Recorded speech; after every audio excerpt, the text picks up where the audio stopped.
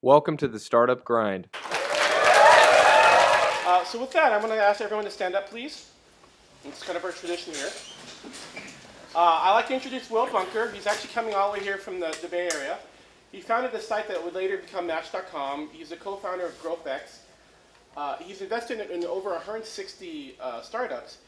And actually, he served in the Marine Corps during Desert Storm. So with that, please give him a big welcome.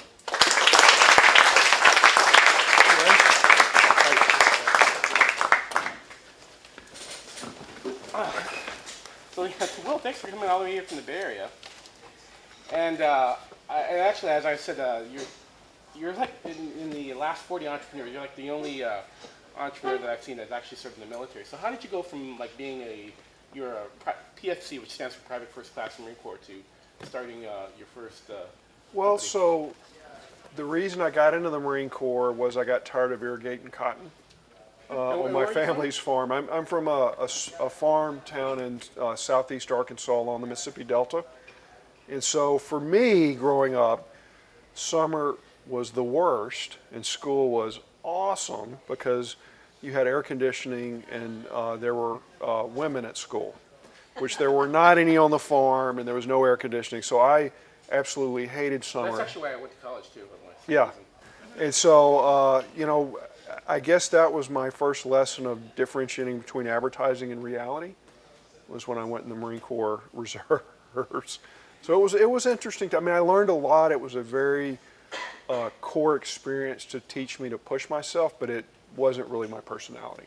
So you went from there, and I think you had a job right after that. So out of college, I went and worked in Russia for 2 years for a mining family, they're oil and gas family, but they were looking at gold mines in Russia. And so I spent 2 years going all over the former Soviet republics, looking at properties and talking him out of doing anything. Did you get to learn? Did you get to learn Russian? Or? I was fluent by the time I left, but after that I worked in Nicaragua, and Spanish is just so much easier that it's shoved all the Russian out of my head. And then you started the company that would eventually become Match.com. Yes. So how did that come about? Well, so Dave and I were good friends. I met him when I was trying to set up an ISP in Dallas. That didn't work because the customer acquisition cost was so high. So how did you, that seems like a big task, setting up an ISP. Yeah, most of my life, I don't think about things that way. It's just like, how hard could it be? And so, yeah, we tried, and it was pretty damn hard, actually, it turned out. But the guy that I worked for funded it, but it turned out he didn't really, the acquisition cost was so high that from his point of view, it was just like, this business doesn't make any sense. 2 years later, they were selling for $2,000 a subscriber or something, so we kind of missed that. But Dave and I met through it, and we just said, we want to find an internet business. I don't really care what it is, as long as it's legal and moral. And we looked at the SEC filings for AOL. AOL was the biggest internet company at that time, and half their revenue came from chat.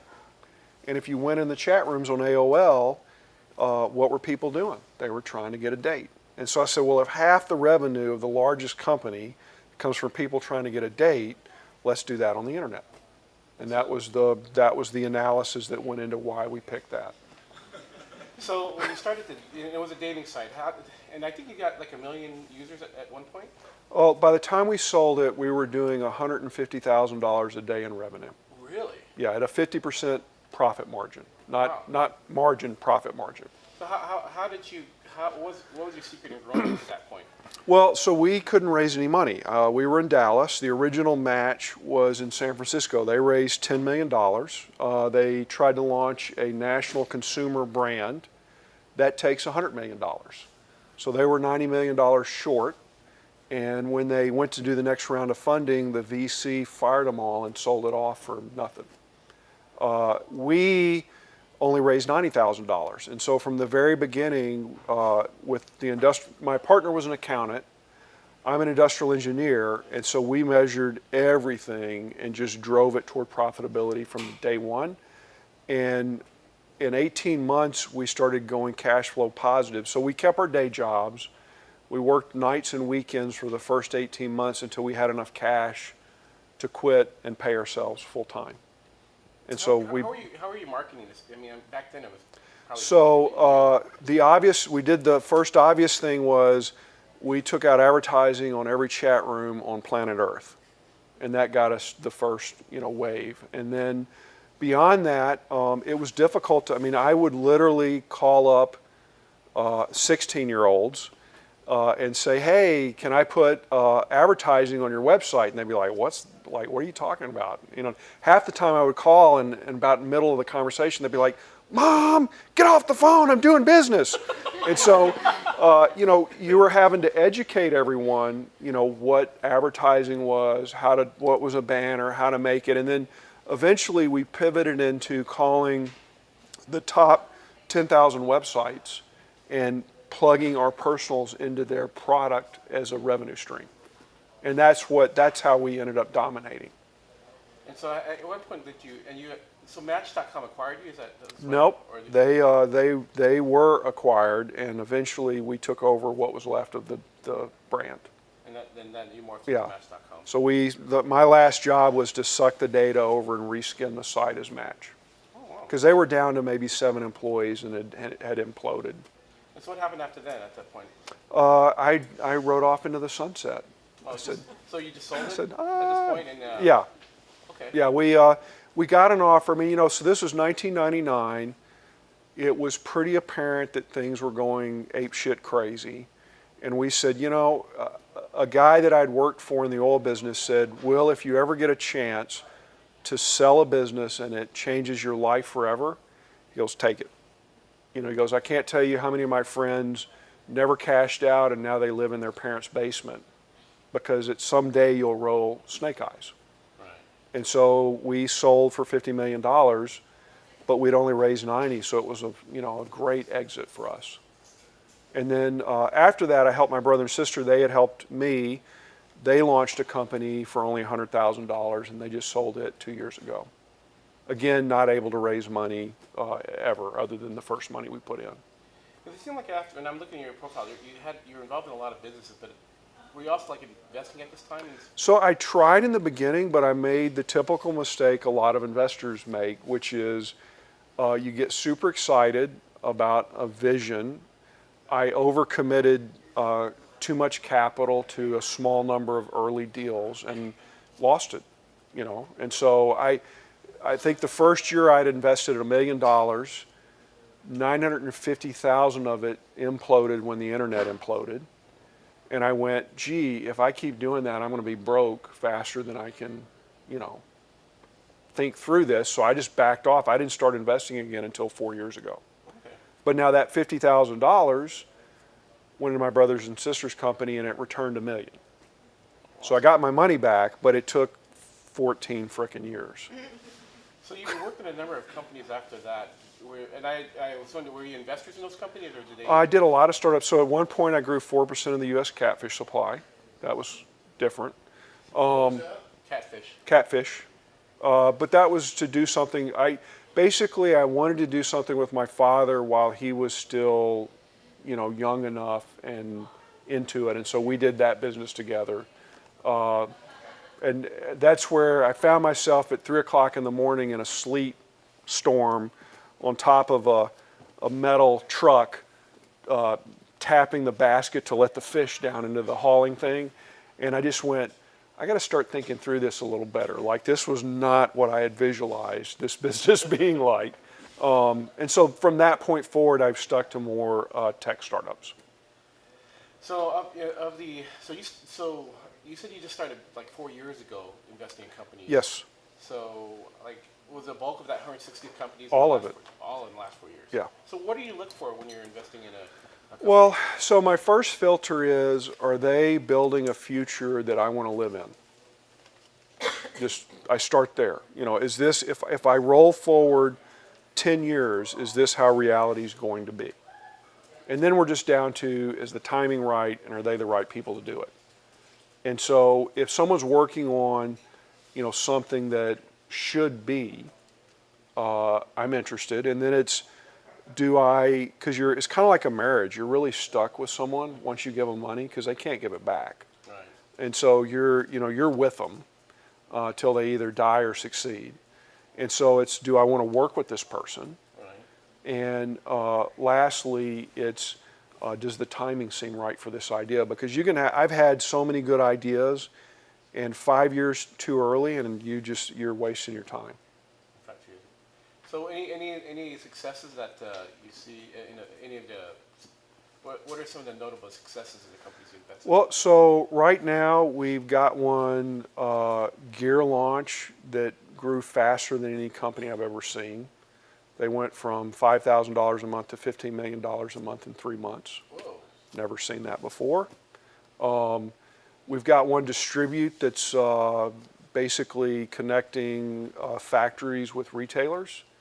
It's probably my first $1 billion investment, or our first. It's not just me, it's a partnership. So we've got successes in there. I mean, the thing is it takes a long time to build value. And that's where I think it's really hard when you first start doing angel investing this early. It's hard to realize how long it takes for that to play out. And so it's easy to deploy too much capital and then you don't have any liquidity for a long time. I mean, it took, my brother and sister was a great exit, but that was 14 years. They created a hell of a lot of value, but it took a long time.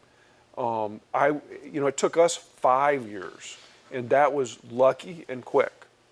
Instagram is 1 in a trillion, to create that much value in 18 months. Right. It's just insane. And so, it's just going to take time for it to all play out, but I'm very pleased. I mean, of the 170 companies now, maybe 20 are dead. That's not bad. I mean, I'm very proud, and it's hard. I mean, I don't know, how many of you guys have watched the first Rocky movie as an adult? And so I remember as a teenager thinking, wow, that's really cool. This is a really cool guy, and he does all this training. Now, after doing startups for this long, I watched the movie again with my sons last year, and I was like, this is a movie about a guy just getting the shit beat out of him, and that's a startup. Sure. And it's not fun, it's grueling. If you win, it's exciting, and in retrospect, it was all obvious. So when people are pitching you, what are some of the red flags you see? When I'm not going to invest in this company. Well, mental inflexibility, and so being a successful founder requires you to hold 2 things that are very difficult. One is you have to be optimistic enough to try, but realistic enough to change with input coming in. And being both those things is really difficult. And so a lot of people will mistake, reading about Steve Jobs and go, well, he was just right. And that's just not, even Steve Jobs wasn't Steve Jobs. I mean, it involved a lot of iteration, a lot of zigs and zags before he got to the final victory. And so, your initial conception is probably wrong. And do you have the mental flexibility to deal with that and overcome whatever the obstacles are? Because if you were right, you'd have a big business. You don't, you have a small startup. So tell me, so you're one of the founders of GrowthX. Tell me about what GrowthX is. So GrowthX came out of the fact that when I started doing all the early investing, the first thing you realize is that Will Bunker's not a piece of software. I don't scale. I'm a human being. I have X number of hours in the week. And so I started bringing in my startups to this thing called Tradecraft, where I met Sean and Andrew and the team that we now have. And Sean would take his sales students and do projects on my startups. And he took one of my companies from $30,000 a month to $1 million a month in a year. Oh. And I just went, Jesus, if that would happen more often, people would think I was smart. And so we built GrowthX around the fact that many startups, while they may know how to build a product, may not know how to sell a product. And so we've got an internal sales team that we pair up with the founding team to teach them how to sell. And so that's our thesis, is that will produce just enough of a better outcome for us to have a high ROI. Okay, so the growth. So primarily you're focused on, is it sales and marketing or primarily sales? Sales. So if you have a touchless digital product, that may be great. That's how I made my money, but that's not our expertise. Our expertise is if you have to talk to a human being in making the sell, then we know how to do that about as, I mean, our team has now taken 15 companies to market. So they just have gotten experience after experience after experience. And so, for instance, we're working with a female founder out of Dallas. She's got this kiosk. You walk into a store, you customize a piece of furniture, it gets built at the factory and shipped to your house. So very cool stuff. She's too far ahead of the market. So we start working with her, and it turns out managing all those photos is something every e-commerce site has a really hard time with. Making the photos look good enough, the better they are, the more you sell. Once we started doing the customer discovery and got to that, that stuff's starting to sell like crazy. And so I think we've dramatically, she would have figured it out eventually, but we've really shortened the time frame on her to find out what she can sell now. So what is, like, for a startup, what is like the low-hanging fruit in terms of their sales? Like, what can they easily look at to improve their sales process? A lot of it is to quit trying to sell people and start trying to understand if what you do solves a problem for someone. And so there's a big difference. I ran into this with my fund.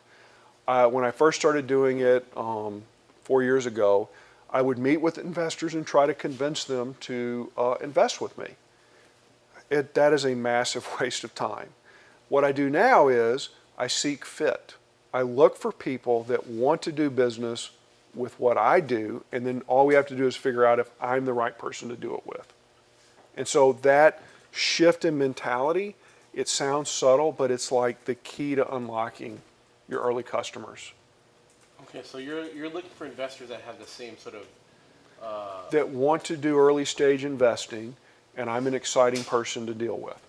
For me, that's my product. Okay. But for the startup, you know, you solve a problem and you need to find human beings that are very excited about you doing that for them. Not trying to convince people that are, or maybe they'll do it in 2 years. We call it the difference between Mr. Right now and Mr. Right. As a startup, you have such a small amount of time to get your thing off the ground. You need to deal with people that will do business now. I mean, my brother and sister spent 4 years chasing HP.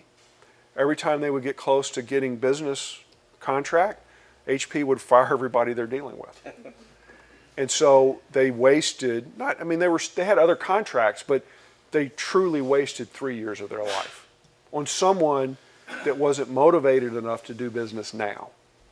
So in their case, your advice with them was to they needed to maybe look for other prospects? You need to find someone that whatever you do is urgent. So for instance, we had a company called Life Detection Group. They have this technology that uses magnetic waves. They can detect your heartbeat rate without touching you. Cool stuff. They named 1,000 different use cases for it, and they hadn't finished the product. And we narrowed it down to let's hypothesize that baby monitoring companies want to do business with you. So we wrote a short email. It was like, we solved this problem. Do you care? If so, let's have a conversation. And it was literally about that. It wasn't much more than that. We sent it to the 7 top baby manufacturing companies. 6 of them responded the CEOs responded within 24 hours. We've been trying to solve this for 10 years. I want to talk today. They got an NRE deal within 3 weeks. Oh. And if they had gone to another industry that wasn't that pumped, they could have spent years getting the runaround. And instead, we identified a vertical that was now. Well, that deal then allowed them to close a $2 million round. Wow. Because now they got a customer. But it's that focus of, and if we were wrong, all they would have wasted was a couple of hours writing up an email and making a list and sending it out. So is GrowthX like is it like the and this is what I couldn't quite figure out. Sure. Is it like a traditional accelerator? Nope. Or is it more, It's bespoke. So we don't have batches. we have enough people on staff that we can handle maybe 2 to 3 companies at a time, and it takes as long as it takes. Do they apply and you do? So we only do it for companies if we've already written them a check. Okay. And about 1 in 3 of the companies that we write a check to will we go through this process with. And we have to believe that if we work with them, we can help them 10x their sales. All right. So what types of companies are you looking for? Asking for these guys. Well, it's software. So it's great products that have some customers, but a founder that's never built a sales team. That's like the strike zone right there. That's where we can add the most value. Nicole in Dallas knows her industry frontwards, backwards. She's never built a sales team. So it's great. It's the perfect person to work with. People that have product, but pretty much no sales team.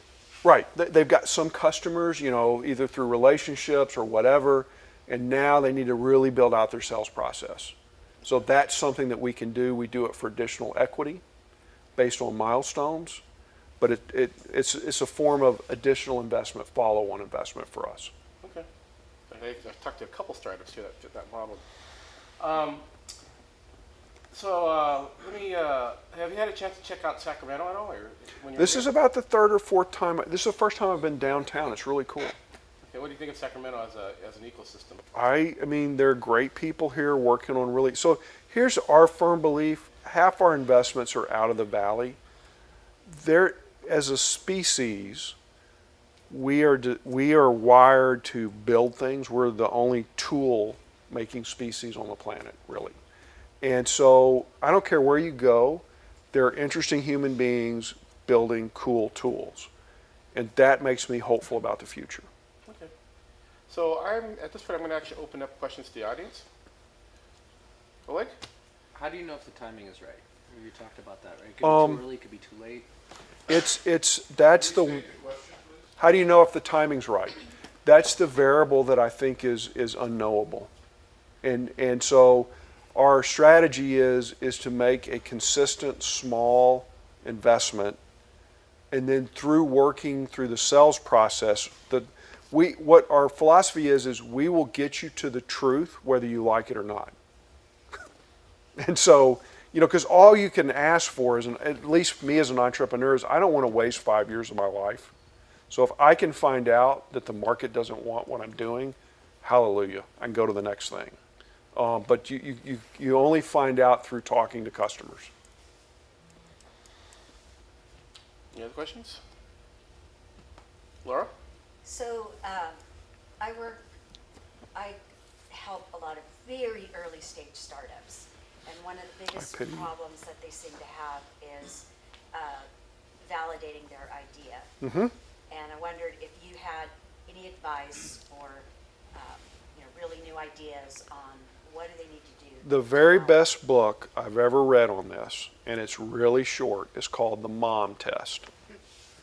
And the premise of the book is, if you go out and try to talk to customers, they're going to be like your mom. They're not going to want to hurt your feelings. And they're going to try to say like, oh, that's a great idea, just come back later, like when you've died. And so that guy articulates how to get the truth out of customers in an early stage better than anyone I've ever read. And it's literally things like, if someone tells you that something's a problem, the brilliant follow-up question is, well, what have you been doing to solve it the last 6 months? Because if the answer is nothing, then it's not a problem. Right. It's just a concern or a wish. And so you need to identify things that people are actively spending resources to try to solve. Otherwise, they're not going to do business with a startup. And so, but the book has a really brilliant analysis of how to do those conversations. But a lot of it's just listening to the customers and really understanding what are problems they're willing to work on now and what are stuff they wish would happen 10 years from now. I'll have to check that book out. So what's the process to applying to GrowthX? So we make one investment every 2 months, and unfortunately there are many more ideas that we like than one every 2 months.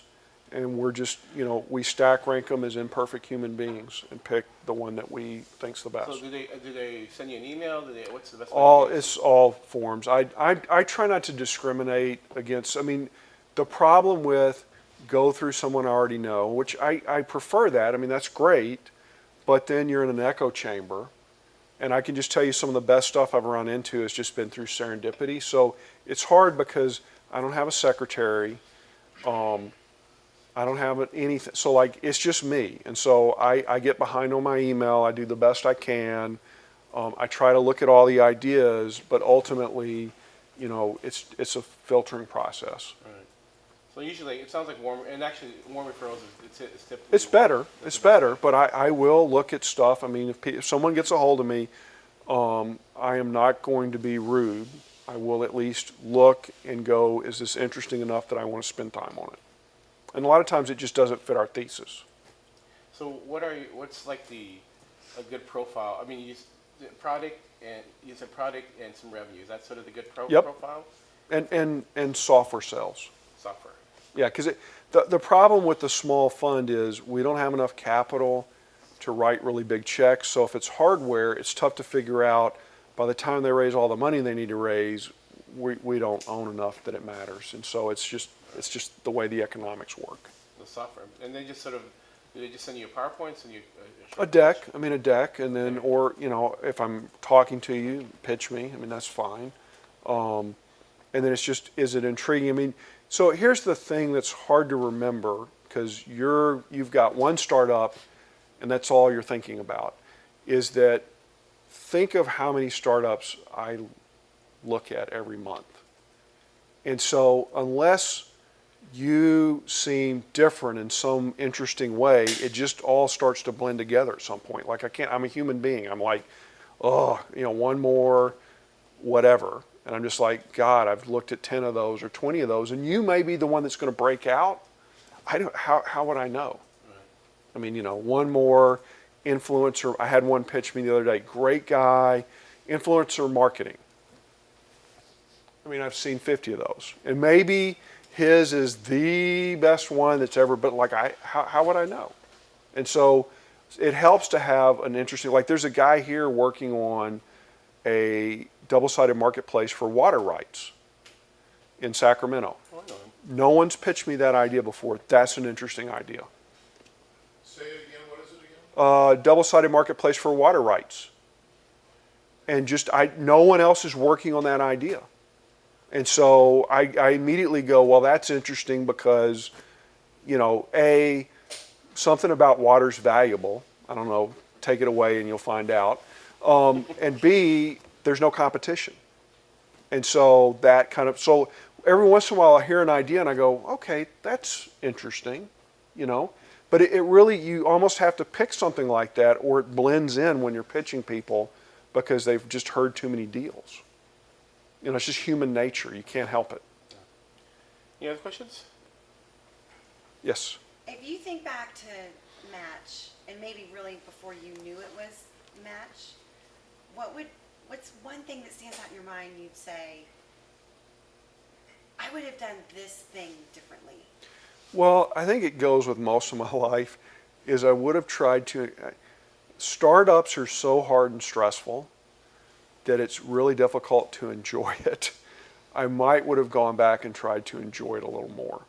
Instead, I spent 4 years scared out of my brains that something was going to go wrong and we weren't going to make it. And it was super stressful.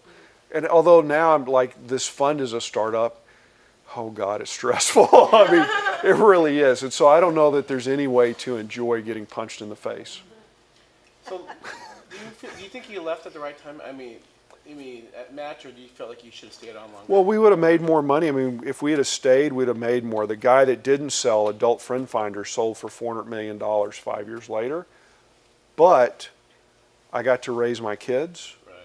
Right. So like if I look at it as a human being, I have a very good relationship with my children that I wouldn't have had if I just kept doing what I was doing. I feel like now I'm getting a second chance because my kids are getting older. And so I feel like I can go back into the ring again without thinking about that part of my life. Launched a business with my 15-year-old 6 weeks ago. And I think by the time he gets out of high school, he's going to make more than I made graduating college. So it's been kind of fun. And it's rare to have something hit that fast, but it's Udemy. So we had the growth person. I'll share this because you should all be doing it if you're interested. So we had the growth person for Udemy come by GrowthX Academy. And it's a double-sided platform for teaching. And I went, well, what's the most successful teacher on the platform? And he goes, well, it's this high school teacher that has 4 classes. And I went, oh, that's kind of cool. Well, how much money did he make last year? What do you think? What would be a decent amount of money? For a teacher, Yeah, 80,000. he made $3 million. And he made, 4 classes. No, he didn't teach them. Dude, he filmed them. Whoa. This passive. He made $3 million, and the year before he made 2. And that's been bugging the shit out of me ever since I heard it. It's just been bothering. I mean, because most of being successful in what we do is just showing up at the right place at the right time, timing, right? And so I went, okay, it's been killing me. So I took my 15-year-old, I said, if you'll be my producer and edit all this stuff, I'll make the content. So we launched our first class 5 weeks ago. It's already on a run rate of $10,000. On Udemy? Yeah, and we launched our second class last week, and it looks like it's going to triple the revenue. Oh. And so he is floating on the ceiling, my friend. I mean, he's like, Dad, I went to work out and I made money. Like he's just so, like his brain's just buzzing. So that's been fun. So we'll see. I told him if we'll just make 1 class every 6 weeks, he'll have a huge amount of income going into college. Okay. Now you're making me look at Udemy after this. It's there, man. I mean, like I wasn't totally sure, but he did all the research, and he said, Dad, there's this guy Ermin Krpanik. Hopefully he doesn't watch this. He said, if you can't do a better class than him, you don't need to do this.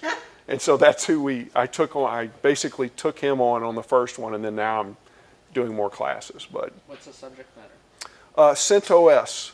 So it's geeky BS. It's a Linux flavor. So I knew about half of it. I had to teach myself the other half. So that was kind of fun. Right now I'm learning machine learning, so I can do a class on it. I'm Yes. taking my first Python class. CentOS. That sounds like I went to tag you for someone that was teaching on CentOS. Well, so I've had to teach myself a lot of technology because we didn't raise any money. He picked that class because the #1 guy was so shitty that he was like, if you can't do better than him, like, don't do it. And so I went, okay, I can learn the rest of the stuff that I don't know. I needed to refresh my skills on it. And it was interesting. It's changed a lot since the last time I looked at it. And, and I'm now in the #3 slot. So we'll see. I mean, and again, it's not going to make me a billionaire, but if it teaches my 15-year-old how to start his own business, then I'm happy. You need to have him join GrowthX too. Any other questions? Yes. Bro? Since you said the Match.com really was started based on marketing strategies in terms of advertising and working with websites and Yes. working with the top websites, do you have any other marketing strategies or tips to reach the target audience?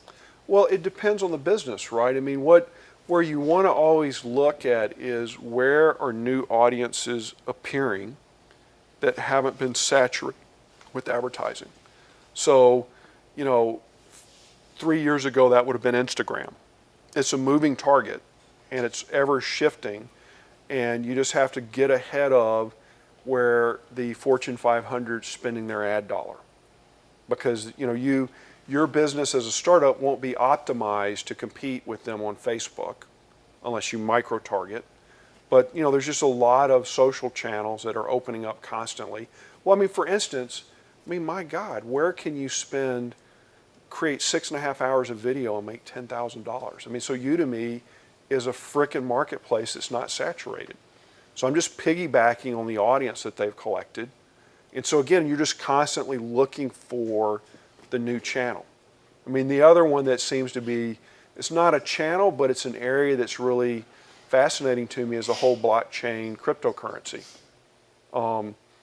I finally have had some people explain it to me, and I'm like, oh, that's weird. I mean, people are making tens of millions of dollars just because they showed up. Now you got my attention, because I can show up too. And so I'm fixing to get my first, someone's giving me 10,000 coins in an ICO next week, and we'll see. Like, I don't know. I'm curious. If it goes like the other ones have gone, that'll be over $1 million just for showing up. So are you looking at an ICO as a cryptocurrency or as an ICO as in terms of investing in a company? Well, in this case, so it's an interesting distinction. If an internet coin offering is representative of ownership in the company, then it's illegal. It's regulated under the SEC. So the successful ones, the coin is used to power some function on the internet. And all you're doing is, so imagine, I was trying to explain it to my wife the other day, and it was, I was like, okay, what's the metaphor? I said, imagine if I had a new company that was going to put pay phones all over the US, and no one had cell phones. And to use that pay phone, there's one coin you could buy, and you had to use the coin to use the pay phone. Would the value of those, and every time you put a coin in the pay phone, it used it up. You couldn't get it back out and use it again. That's an ICO. And so those coins will, if the payphone concept works, those coins will become very valuable as they disappear in operating the system. And that's the basis of it being a valuable investment. So you're actually, I was actually at TechCrunch a few weeks ago, and there was at least a couple companies that were there that were doing ICO. And the way I had understood it, they were doing it in terms of, it was equity for... That's illegal. And it's going to come back and bite them in the ass. Okay. Because if you look at what did people get in trouble for in 1999, is selling stock and worthless bullshit to normal investors. And when they lose their money, they tend to pick up the phone and call their congressperson and stick them up your rear. And so that's what, like, if you're doing an ICO and it's faux stock in the company, I wouldn't touch it with a 10-foot pole.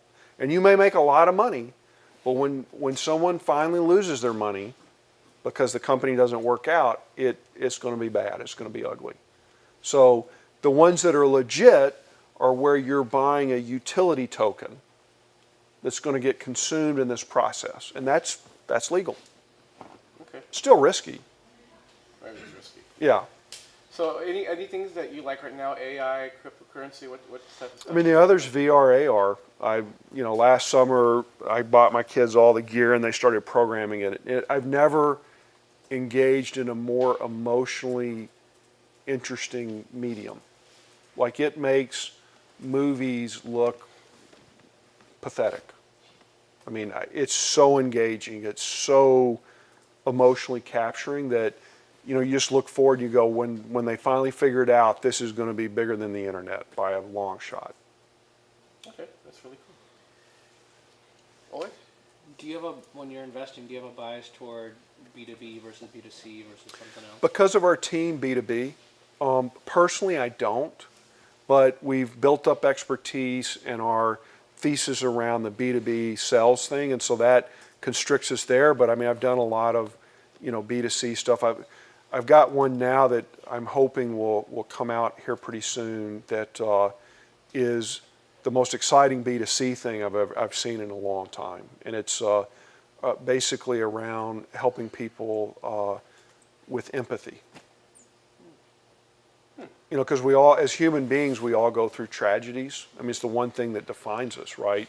You lose a parent, you get sick, a bad thing happens, and that's, everyone that's been through it knows how lonely and isolating that is, and this person's come up with an idea to try to change that. And so it's pretty exciting. I can take one more question. And if there's not, then the last question is going to be, who's your favorite superhero? Probably Batman. Well, Yeah, I mean, I want to like Superman, but he's like too goody two-shoes for me. I mean, I definitely, I empathize with Batman's rage. And so, yeah. So we wanted to thank you for coming all the way to the Bay Area. You're kind of our hero for coming back. And so we actually made a video game of you. Ah! So My kids are going to love yes. this. The Holy only thing is you shit. actually will die in it. So That's okay. It won't be the first time. All right, well, thank you so much. Yes, for coming thank you. Absolutely. Yes.